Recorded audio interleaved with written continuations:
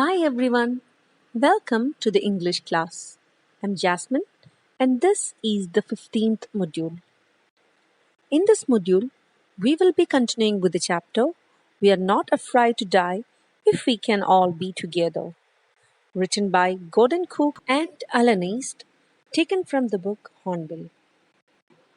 In the previous module, we saw how our protagonist, with his wife, dreamt about imitating the 200-year-old The Round the World Voyage by Captain James Cook. Now let me introduce the characters of the story. The narrator, captain of the ship, Mary, wife of the narrator, Jonathan, 6-year-old son of the narrator, Susan, 7-year-old daughter of the narrator, Larry Vigil, American crewman hired from Cape Town, then finally Herb Siegler, Swiss crewman hired from Cape Town.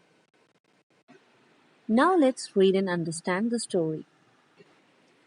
As you read the first paragraph of the chapter, you can see the narrator, 37-year-old businessman, along with his wife Mary and two children, Jonathan, aged 6, and Susan, aged 7, went on a voyage on their ship in July 1976.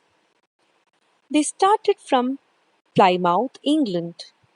They wanted to complete the sea trip around the world just like the one that had been completed 200 years ago by the famous Captain James Cook.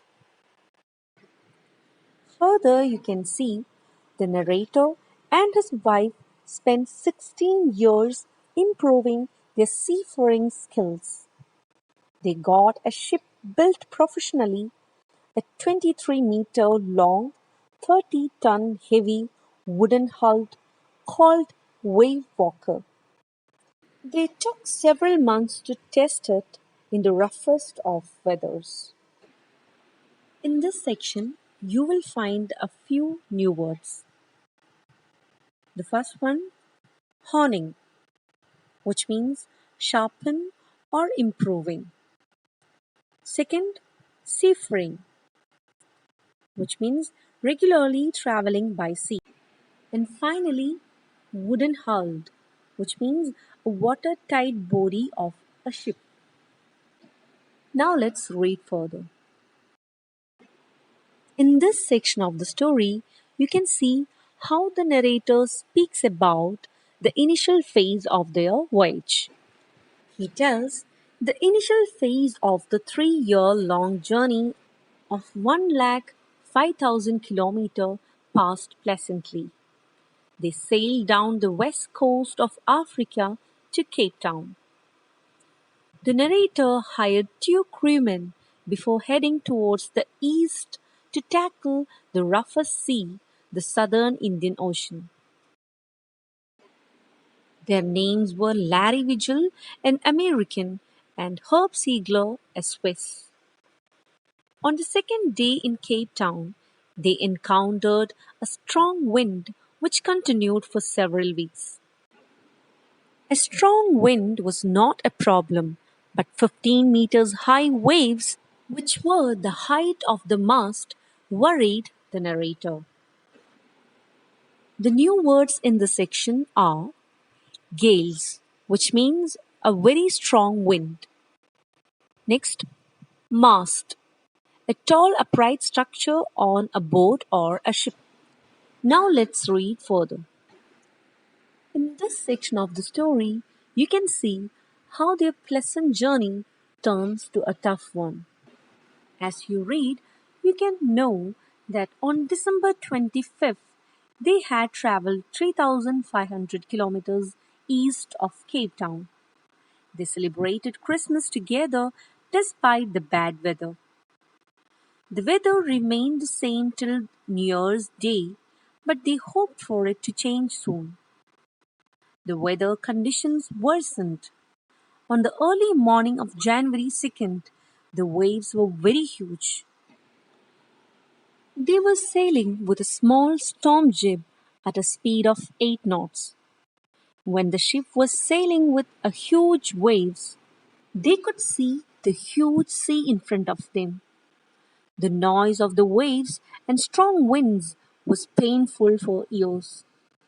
They dropped the storm jib to slow down the ship and hit a heavy mooring rope across the back part of the ship in a loop. They lashed everything with double force.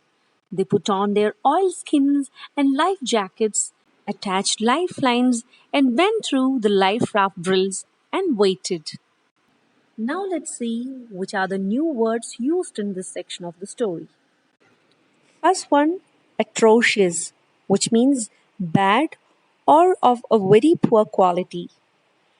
Next one, jib, which means a triangular staysail set forward the mast in a ship. Knots, a unit of speed equal to 1 nautical mile per hour, used especially of ships, aircrafts, or winds. Next one, lashed, to hit with a lot of force. Another one, mooring, the ropes, chains, or anchors by or to which a boat or ship is moored. Next one, loop, a shape produced that bends round and crosses. Next one, stern, the back part of a ship or a boat. Another one, donned, which means to put on. And the final one, oilskins, which means heavy cotton cloth waterproofed with oil. Now let's wait and see in the next module how things are going to change with them. Thank you.